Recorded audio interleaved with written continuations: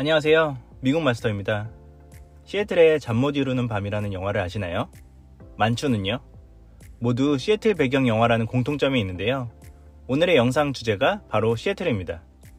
시애틀은 미국 워싱턴주에 있는 도시로 시내 인구는 약 70만에 도시권 인구는 약 400만 명 정도로 서부에서는 LA, SF, 피닉스에 이어 네 번째로 큰 도시권을 형성하고 있습니다.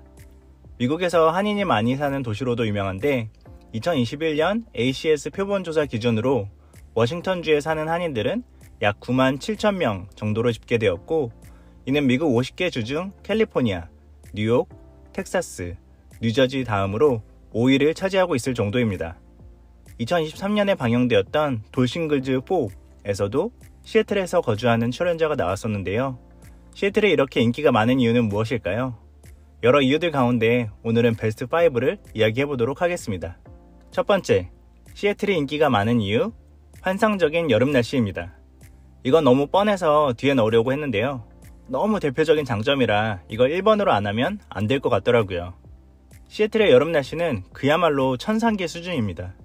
화씨로 최저기온 50도, 최고기온 70도, 섭씨로는 최저 10에서 13도, 최고 21도에서 25도 정도로 무덥지도 않고 춥지도 않아서 밖에 그냥 걷기만 해도 기분 좋아지는 온도입니다.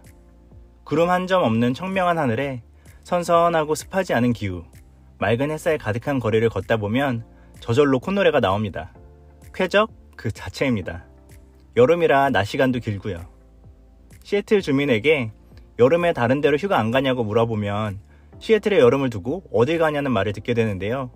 보통 동부, 중부, 남부 사람들이 캘리포니아를 두고 하는 이야기가 날씨만으로도 다른 모든 단점이 다 이해되는 곳이라고 하거든요. 그런데 그런 캘리포니아에서도 시애틀로 휴가를 갈 정도입니다. 심지어 죽어서 천국에 가면 시애틀에서 여름을 보낸 기간만큼은 빼고 가야 한다는 말이 있을 정도기도 하고요. 그럼 공기가 안 좋은가? 그렇지 않습니다. 공기도 무척 좋습니다. 어릴 때 한국에서 기관지염으로 고생했는데 시애틀 이민 오고 1년 만에 싹 나았다는 이야기가 심심치 않게 들리는 곳입니다. 시애틀이 살기 좋은 도시인 이유 두 번째, 넘치는 갈 곳입니다. 갈 곳이 진짜 넘칩니다. 주말이 바빠요. 즐길 곳도 종류별로 다채로운데요. 일단 자연을 즐기기에 최고인 곳입니다. 시애틀 중심가를 지나가면 레이니어 국립공원, 올림픽 국립공원, 노스케이케이드 국립공원까지 미국을 대표하는 국립공원들이 지척에 있습니다. 산악인들 뿐만 아니라 자연을 좋아하는 모든 이들에게 천국입니다. 태평양과 접해 있는 항구 도시다 보니까 요트, 수상스키, 낚시 등 다양한 수상 스포츠도 마음껏 즐길 수 있습니다. 자연뿐만일까요? 아닙니다. 시애틀에서는 위로는 캐나다, 아래로는 포틀랜드가 불과 3시간 거리입니다. 포틀랜드가 있는 오레건주는 세일즈 텍스가 없는 몇 안 되는 주인데요. 포틀랜드에 놀러가서 저렴하게 쇼핑도 할 수 있고요. 캐나다 국경도 자동차로 3시간이면 넘을 수 있어서 서울에서 양양이나 속초 가듯이 캐나다 밴쿠버를 놀러갈 수 있습니다. 시애틀의 장점 세 번째, 바로 아시아인들에게 가장 우호적인 곳이라는 점입니다. 시애틀과 시애틀이 속한 워싱턴주는 미국 본토에서 가장 아시아인들에게 우호적인 지역이라고 할 수 있습니다. 참고로 시애틀이라는 도시 이름의 유래는 옛날에 이 일대에 거주했던 아메리카 원주민 부족의 시애틀 추장의 이름으로 그는 백인과의 공존을 추진했다고 하는데요. 아직도 시애틀에는 그의 동상이 남아있다고 합니다. 그만큼 태생부터 원주민과의 관계에 있어서 존중과 배려로 시작된 곳이기도 하고, 그 밖에도 여러 가지 이유가 있겠지만 비슷한 시기에 백인과 중국인들이 들어오다 보니 백인들의 텃세가 상대적으로 적었고 아시아의 문화나 음식에도 비교적 일찍 익숙해져서 그렇기 때문이라고 보기도 합니다. 정계의 아시아인 인물로는 가장 대표적인 예로서 신호범 전 워싱턴주 상원 부의장이 있고 1996년에서 2004년까지 워싱턴주의 주지사였던 게리 로크라는 중국인 3세가 있습니다. 당시 워싱턴주의 아시아의 인구가 7% 남짓인 것을 감안하면 게리 로크 주지사가 2번이나 60%의 득표율로 당선된 것은 당시 아시아인 사회에서도 꽤나 역사적인 사건으로 기억되고 있다고 합니다. 참고로 2023년 기준 아시아인은 시애틀 인구의 16.3% 정도 됩니다. 네 번째 장점은 바로 탄탄한 경제와 일자리입니다. 지금이야 시애틀이 유명하지만 사실 시애틀의 발전은 그리 오래되지 않았습니다. 세계 2차 대전이 발발하고 시애틀에 거주한 많은 일본인들이 추방되고 재산이 몰수되는 통에 시애틀 인구는 한 차례 크게 정체되었었고 70년대에는 오일 쇼크가 발발하자 시애틀의 최대 제조기업이었던 보잉사가 10만 명의 노동자 중 무려 7만 명의 노동자를 해고하면서 한때 시애틀은 지금의 디트로이트로 전락할 위기를 맞이하게 되기도 했습니다. 게다가 시애틀과 워싱턴주의 또 하나의 주력 사업이었던 목재 산업도 쇠퇴하면서 이코노미스트지는 기사에서 시애틀을 절망의 도시라고 표현하기도 했습니다. 당시 70년대 초반 시애틀의 절망을 풍자하는 광고판을 시애틀의 어떤 부동산 업자가 공항 근처의 고속도로에 설치했는데 시애틀을 떠나는 마지막 사람은 전등불을 끄고 나오시오 라는 내용이었습니다. 70년대 내내 제조업의 경쟁력 쇠퇴로 인해 디트로이트처럼 추락할 위기에 처했던 시애틀은 70년대 막판인 1979년에 작지만 극적인 부활의 계기를 맞이합니다.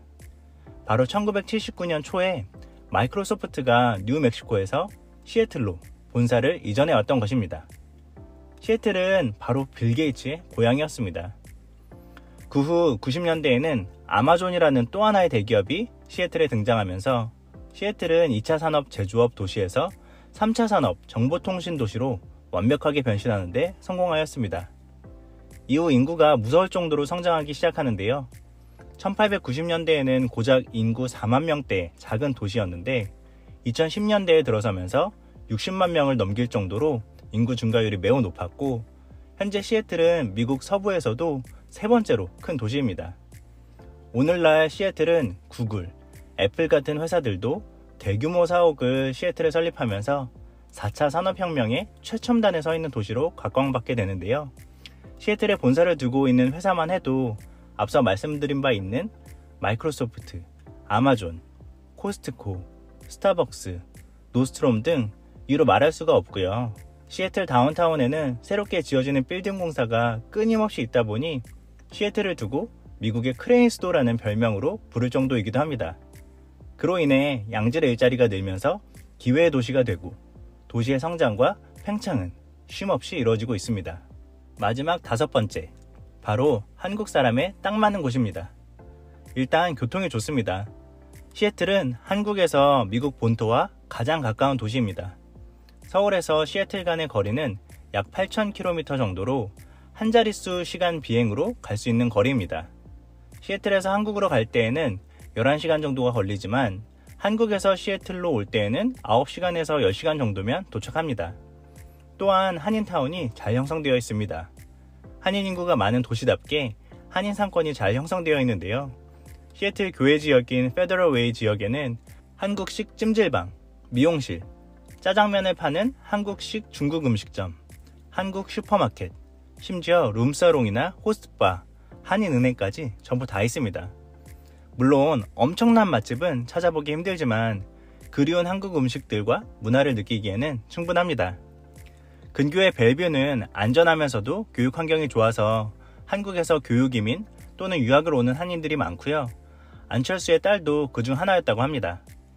단 정치적으로 매우 진보적인 곳이다 보니 자녀 교육에 있어서 이 부분을 매우 선호하시거나 또는 매우 비선호하시거나 하는 경우들이 있을 수는 있습니다.